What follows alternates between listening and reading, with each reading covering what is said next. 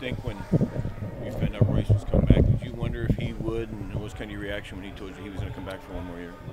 I'd prepared myself for him leaving because I know he's such a special player, and opportunity like that doesn't come often.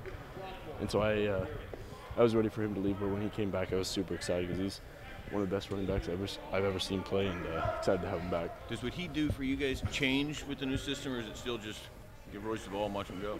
I think there are things that we can get away with him having him back there. We can do just about anything with him out there. He can block in protection, he can run, and there's really nothing we can't do with him.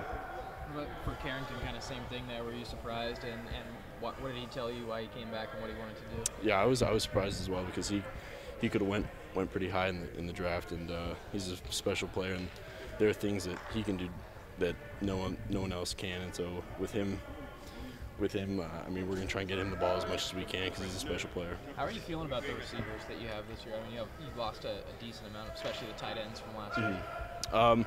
They're an athletic bunch, and so we're going to try and get them the ball in space and have them make plays. We've seen that really well by a couple guys. You mentioned him as a guy that's really stood out in his first couple practices back on offense. Yeah, he's very athletic. He catches the ball well and moves well, and so he'll fit in just well. How's this first 3 days of practice gone, and what do you want to get accomplished before your first scrimmage on Saturday? I thought they've been going pretty well. Definitely not where we want them to be right now, but it's early, and we only got a couple under our belt, so we'll keep progressing. Coach talked about kind of needing leadership on this team. Where do you see yourself in that equation, and who do you see as some of the leaders on this team? I think definitely Tyrell, Crosby, Royce, they're very leader-type guys, and so they're doing a good job of leading the group, and I'm going to do my best to get guys motivated, and we'll just got to keep picking it up. It's been a week of practice so far. How is your adjustment to this new offense? Obviously similar schemes from last year, but how have you personally adjusted to it?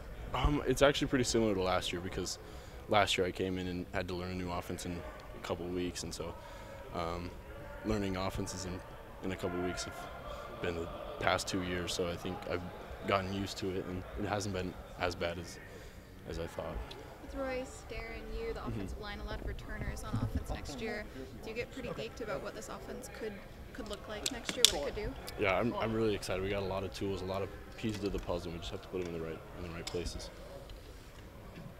For you, Justin, does it feel like a clean slate this season, or do you feel more like the team is building upon or tweaking from last year? I think it's a clean slate, but there are things from last year that we have to learn from.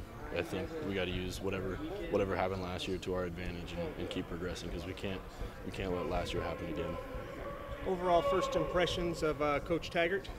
I really like him. He's a really smart guy, team-oriented, and he knows what he's doing, and he's a good leader.